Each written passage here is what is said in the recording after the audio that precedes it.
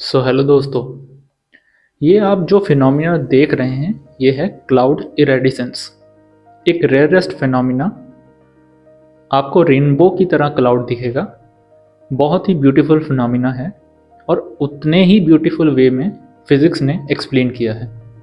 इसकी मदद से मैं आपको दो ऑप्टिकल फिनोमिना रिफ्रैक्शन और डिफ्रैक्शन समझाऊंगा। तो आपसे गुजारिश है कि आप एंड तक ये वीडियो ज़रूर देखें।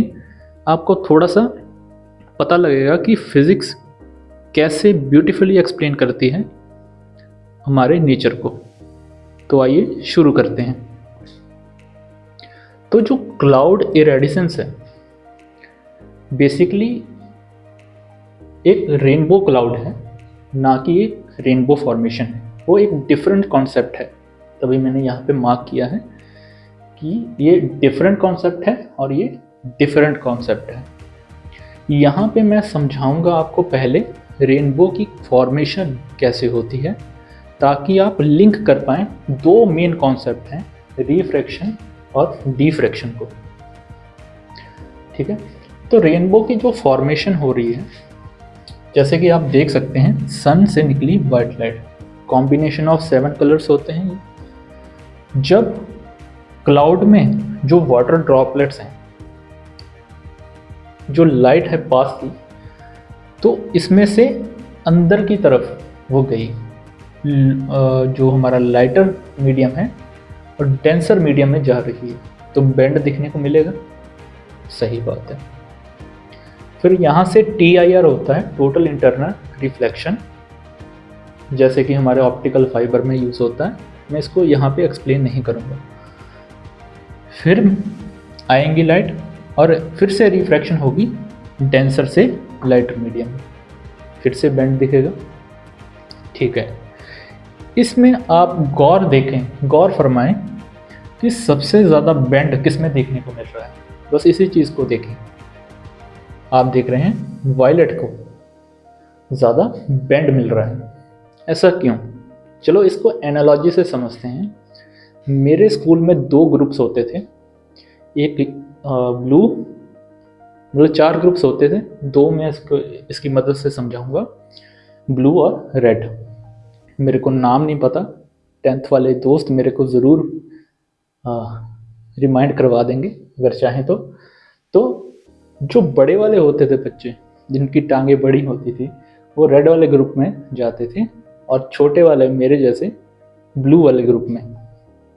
ठीक है, अब इस केस में क्या हो रहा है, मीडियम चेंज हो रहा है। तो सबसे ज़्यादा किसको इफेक्ट पड़ेगा? शॉर्टर वेवलेंथ वालों को, छोटी टांगों वालों को। तो वो ज़्यादा स्पीड से जाएंगे, तो इसी कारण बेंड उनमें ज़्यादा देखने को मिलता है।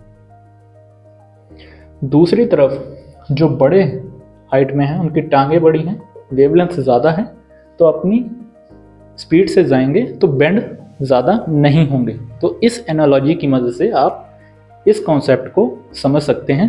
तो इसमें रिजल्ट क्या आया आपका कि ज़्यादा बेंड कौन कर रहा है इसमें? Violet group. ठीक है, तो रिफ्रैक्शन के केस में हमें मीडियम के कारण, अगर वेवलेंथ छोटी है तो वो ज़्यादा बेंड करेंगे मीडियम के कारण, और बड़ी वेवलेंथ वाला जैसे कि रेड है वो कम बेंड करेंगे। ये आप जनरलाइजेशन देख लें। ये है रेनबो का केस। अब आते हैं हमारे फिनोमिना की तरफ, क्लाउड इरेडिसेंस। उस केस में क्या होता है, ये फिनोमिना नहीं काम करता, डिफ्रैक्शन का फिनोमिना होता है। मीडियम डिफ्रैक्शन माने ऑब्स्टेकल। ठीक है, एक सर्टेन एंगल पे, मान लीजिए 10 डिग्री पे डिफ्रैक्शन हो रहा है, ऑब्स्टेकल आया, उससे डिफ्रैक्शन का केस बनता है। तो इसमें मीडियम का कोई लेना देना नहीं है। यहाँ से एंड पॉइंट से लाइट बेंड करेगी। इसमें उस केस से बिल्कुल ऑपोजिट केस है कि इसमें आप देख सकते हैं सबसे ज़्यादा बेंड क्या हो रहा है, रेड वाले। जो अपनी मीडियम तो चेंज नहीं होगा, अपनी स्पीड से जाएंगे तो ज़्यादा बेंड करेंगे। ऐसा समझे, समझने के लिए मैंने वो एग्जांपल दिया था। तो इस केस में रेड ज़्यादा बेंड कर रहा है, वायलेट कम बेंड कर रहा है। क्योंकि डिफ्रैक्शन के केस में जितनी ज़्यादा वेवलेंथ उतना ज़्यादा आपका बैंड देखने को मिलता है। तो वाइट लाइट के पास कौन है? वायलेट। और ज़्यादा कौन बैंड करेगा?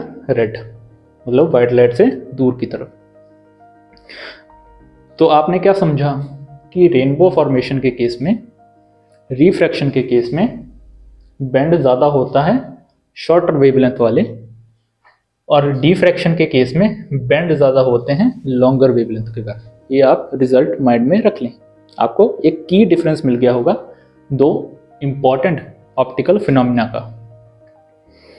अब आगे की तरफ एक और चीज़ आपने नोटिस की होगी कि जो रेनबो का फॉर्मेशन होता है, अगर सन हमारे बैक एंड में हो, पीछे की तरफ हो, सामने क्लाउड की तरफ देखें, तब हमें रेनबो का फॉर्मेशन देखने को मिलेगा।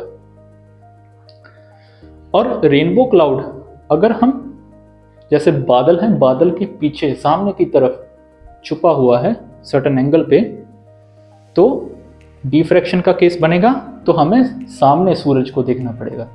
तो इस केस में, इरेडिसेंस के केस में हमें देखना पड़ेगा सूरज की तरफ, और रेनबो के केस में हमें सन की तरफ, हमारा जो सन है वो बैक एंड में रहेगा और हमें देखना पड़ेगा सामने क्लाउड की तरफ, जहाँ से हैवी अमाउंट में रेन हुई थी। ठीक है, ये जनरलाइजेशन भी आपने यहाँ से देख लिया होगा। तो आप इमेज में नोट करें इस फिनोमिना में, क्लाउड इरेडिसेंस के। तो आपने ये देखा होगा, सबसे पहले वाइट लाइट के पास वायलेट लाइट यानी कि ब्लू लाइट ज़्यादा मिलेगी हमें, और दूर जाते हुए क्योंकि वो ज़्यादा बेंड कर रही है, रेड लाइट देखेंगे। तो आप ये अच्छे से नोट कर पाएंगे कि एक्चुअल में डिफ्रैक्शन कैसे हो रही है इस केस में। तो मैंने बोला था ना, थोड़ा सा आपको क्यूरियोसिटी जगी होगी कि कैसे फिजिक्स इन नेचर के कॉन्सेप्टों को कितना ब्यूटीफुली एक्सप्लेन कर पाएगा। तो दूसरा क्वेश्चन आप ज़रूर ये भी सोचेंगे कि इन दोनों केस में डिफरेंट फिनोमिना क्यों हो रहे हैं? इनमें नेचर में डिफरेंस होगा ना इन ड्रॉपलेट्स में। हाँ जी, बिल्कुल सही सोचा आपने कि ये डिपेंड करते हैं हमारे टाइप्स ऑफ क्लाउड। तो अगली वीडियो में मैं आपको टाइप्स ऑफ क्लाउड के बारे में एक्सप्लेन करूंगा, और इम्पॉर्टेंट फिनोमिना जैसे कि हेलो, कोरोना, ये वाले फिनोमिना कैसे डिफरेंट टाइप्स ऑफ क्लाउड से पैदा होते हैं, ठीक है, हमें देखने को मिलते हैं ब्यूटीफुली, और कैसे ये दो कॉन्सेप्ट डिफरेंट सिचुएशन में आए हैं नेचर के हिसाब से, और कौन कौन से क्लाउड्स हमारे पाए जाते हैं एटमॉस्फेयर में, उसकी बात करूंगा अगली वीडियो में।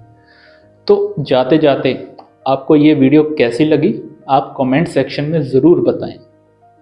तो कीप लर्निंग, कीप एक्सप्लोरिंग। धन्यवाद।